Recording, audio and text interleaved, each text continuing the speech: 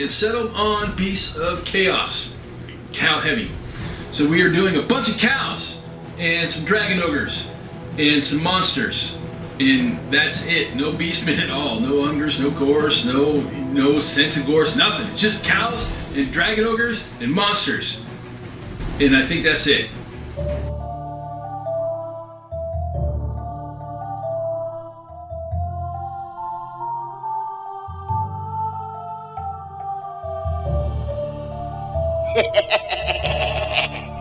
Welcome once again to another bullish episode of the Throne of Angels video blog. As always, I am your host, Mr. Derek Osborne, here to show you the world in miniature. Speaking of bulls, as we saw, I did a quick recap. Kind of enjoying that. Last time on Throne of Angels thing, I think I'm going to keep that. They talk about starting into a slow grow league. So lists for the first 500 points went live on the 1st, and considering today's like the 9th, I still haven't submitted one, so I should probably get around to doing that because games start on the 15th. However, I do have that list right here, my first 500 points. Oh man, I almost crushed one of my Bulgors. That would be bad. My first 500 points is really simple. It is a Doom Bull, a reinforced unit of Bulgors, and a unit of Dragon Ogres. As I said, this is going to be a big boy list, which is funny, is today I played my first game with these guys, and it really was just kind of a relearning game. Version 3 is very, very different than version 1. I played a ton of V1, Age of Sigmar, back when it came out. Having a good time, really enjoyed it. Played a little bit of V2, moved to Kentucky, and didn't play at all, right? V3 hits, and well, while the core game is still basically the same, tons and tons of changes. So, with this list here, I talk about no beastmen, no centigores, no nothing of that matter in the list. That may change, mainly just because I want to sacrifice stuff to the Hearthstone. So, I may end up with a unit of, just a single unit of, like Beastigores or Ungors, or just something cheap inside the range of that sacrificial circle with a cheap hero, basically to feed the engine that allows me to summon. Because summoning is broken. Well, everything's broken in Age of Sigmar right now. All the things are broken, so everything seems to be balanced. It's really odd. But learning game today was pretty cool. My buddy Rob stepped in and essentially gave me the run-through of a simple game, right? 500 points, obviously functions and operates completely different than a game of 2,000 points. However, the core mechanics, like I said, are still the same, even from V1 to V3, and inside of 500 points to 2,000 points. But lots of nuanced changes, some really simple things, and some really extrapolated, expanded things as well. Placement, huge, right? It's a really big deal now. You can lose like entire units if you're out of cohesion, which is crazy to me. But the underside of it is faster games, right? 5-turn games, 5 battle rounds, I think is what they're called. So 5-turn games. People fretting and frowning over the double turn. I had a double turn, and Rob had a double turn, and I'll be honest with you, it really didn't make any difference in the outcome of how things unfolded for this simple game. Now, Rob took Stormcast, he took a unit of Liberators, a unit of Annihilators, and I don't remember the champion, but whatever the Thunderstrike champion is called, I think it starts with an I, against my 500 point list, which is a Doom Bull, a reinforced unit of Bulgors, and a unit of Dragon Ogres. Now, the Annihilators on deployment and charge, as they drop in, essentially do their Thunderstrike and then charge in, damn near wiped out my unit of Dragon Ogres. It was like brutal. I was like, holy hell, that's crazy. But then I proceeded basically just to beat him up and run him over. Beast of Chaos in this current iteration, stupid, but fun. And the models, beautiful, right? We'll take a look at what I've got going on here in just a quick second, and you guys will see not a single G-Dub model in my army, but that's quite all right. The point is, I'm back to playing some Age of Sigmar. Now, I've also got my Primaris challenge, the initial first set of Marines here on the table with me, And I also have a bag of parts that Rob printed out for me with some really cool, conversion stuffs. Helmets mainly, but a couple of arms and a couple of shoulder pads in there as well. That's going to be a good time. We're going to take a quick look at that also. Just going to take a quick look at my Age of Sigmar force. We're going to take a quick look at the initial steps for the Primaris challenge. And then I think next episode we might take a look at some Conquest, possibly, or maybe talk about God Tier or Super Fantasy Brawl and miniature board gaming. But at the moment, let's take a look at some cows.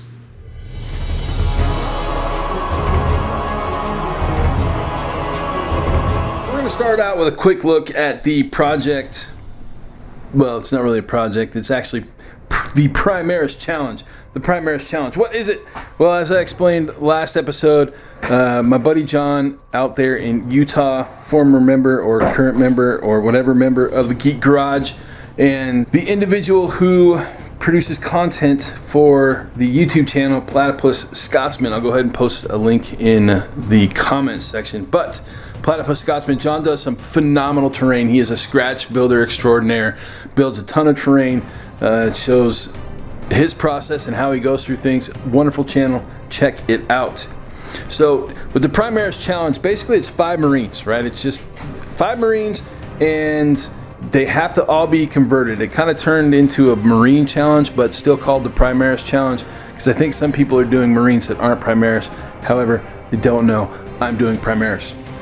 So the whole force that I've come up with here, I'll get into the story on that later, but the whole force I've come up with here is essentially an assault force. So to start out with, I've got a list of the 5 guys that I'm going to build initially.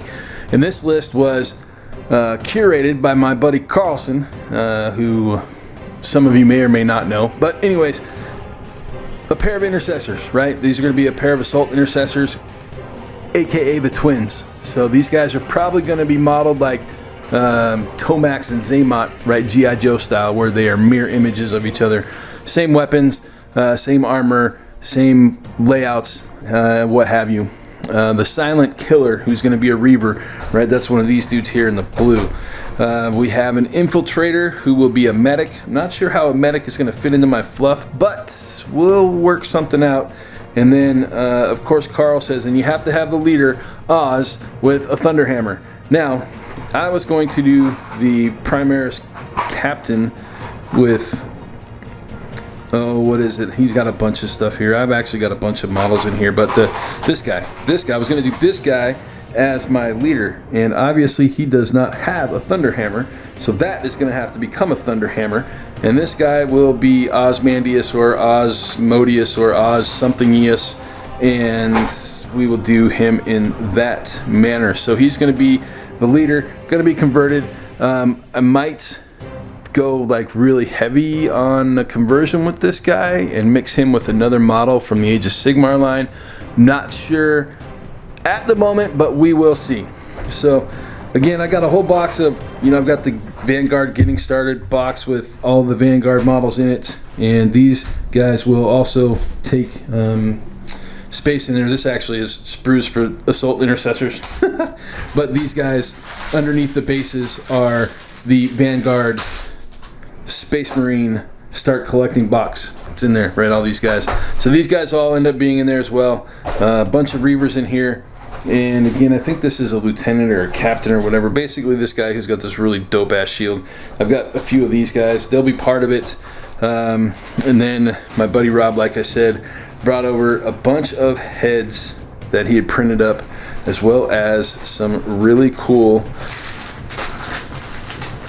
God of War Space Marine conversion pieces, right? So this is essentially the Chaos Blades that Kratos uses in God of War, and then some Viking style helmets, and then some literally Kratos faces, right? So these guys are definitely going to give some of my Marines a Kratos look. But as you can see, these things are dope. Alright, they're chained up like World Eaters and Black Templars tend to do. So we'll be utilizing some of that stuff. I do have some Black Templars left over from one of my Chaos projects that we'll be utilizing pieces from. But that, in a nutshell, is how we're going to start the Primaris challenge. So, moving on to a little Beast of Chaos.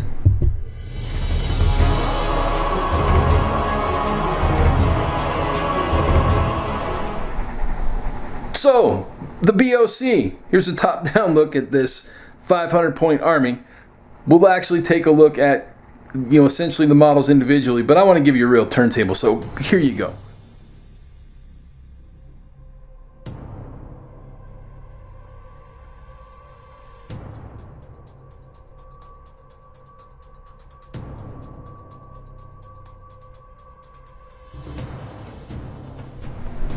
All right, here we go, 500 points. We're not going to take an in-depth look at every model, just a few of them.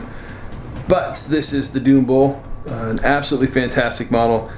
The Bulgors and the Doom Bull are just been an absolute blast to paint so far. Obviously, I still have a ton of work to do. The skin isn't finished. The details obviously aren't done.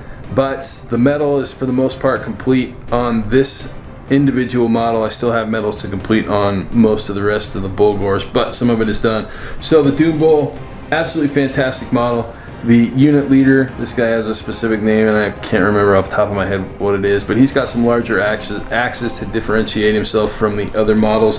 This model is actually used multiple times throughout.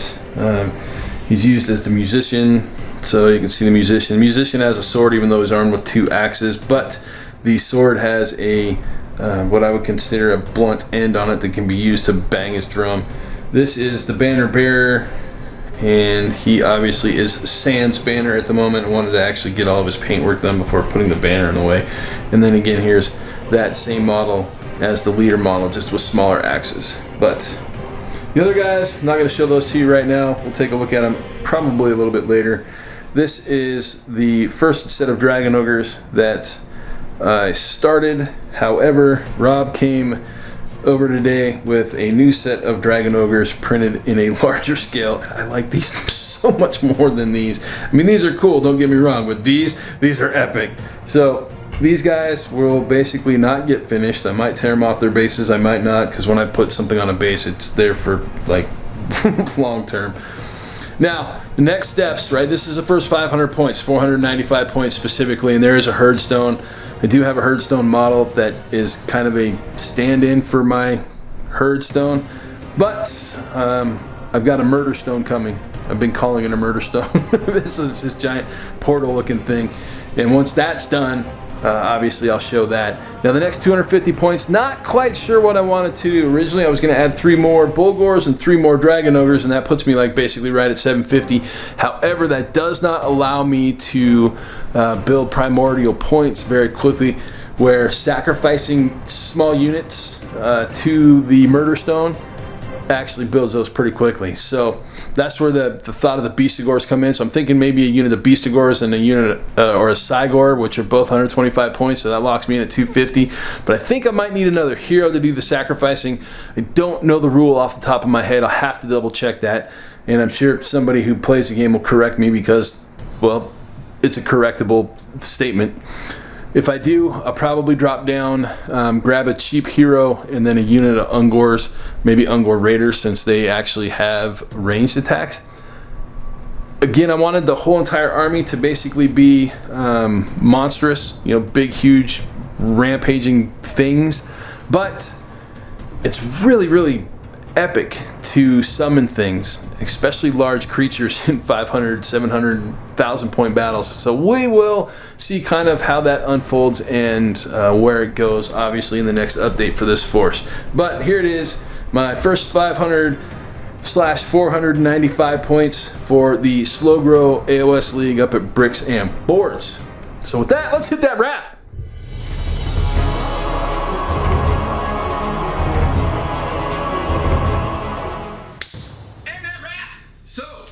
Cows and Dragon Ogres. Moo, right? I think it'll be a fun army to play. I hope it will be a fun army to play against. Because if you're not having any fun playing against an army, right? If an army just comes in and rolls over you or stalls you or whatever, and the game turns into kind of a slog, and it's not any fun for one of the 2 players, to me the game's kind of pointless. However, It's a slow grow league, so I expect my stuff to be a little OP off the go. And right now, just based off of the competitive scene, the Beasts of Chaos are actually one of the stronger factions in the game. So I got to figure out ways maybe to not be so brutal with them, right? I'm not going to say intentional mistakes on the table, but not taking super overpowered stuff or utilizing all of the things that make them kind of ridiculously broken right now. Their win rate's like at 63% or something like that. It's crazy. The Primaris Challenge. Well, we know the first 5 models in the Force, and next time I talk about this project, which won't be next episode, but probably the episode following, I'll actually break down the core concept of what I am going to do with this army, right? This little project. Again, I don't play 40k, but I enjoy building armies for it. I love the lore. I read all the Horus Heresy novels. I am, about a year behind. I'm only on book 40 something or other, maybe 38 or 39. Somewhere between 38 and 42, I don't recall. But anyways, I do read 40k fluff. Love the universe, have since I was a teenager, but not a fan of the game, haven't been for a number of years. Doesn't stop me from building cool projects and doing cool stuff with the Space Marines or some of the other armies there though. So as I was saying, next episode we'll probably talk about God Tier, maybe Super Fantasy Brawl, taking a look at some of the miniature board games that I enjoy playing, right? I'm not going to jump into any CMON stuff, especially projects that I was involved in way back when, but we'll definitely look at some of the current stuff on the market and things that are available now that you can get your hands on and enjoy what I would consider a quicker tabletop experience in a board game with somebody who doesn't want to get involved in something so deep. But we're still going to do some probably narrative campaign style projects, maybe with both of those. But definitely with God Tier. I don't know about Super Fantasy Brawl. I don't know if it lends itself to the potential of a storytelling campaign or not. God Tier, however, I think really does. I think there's something that I can do there with a couple of my friends and have a really good time with a few of the champions. So, with that being said, as always, thank you guys for joining me, and we will see you again in 2.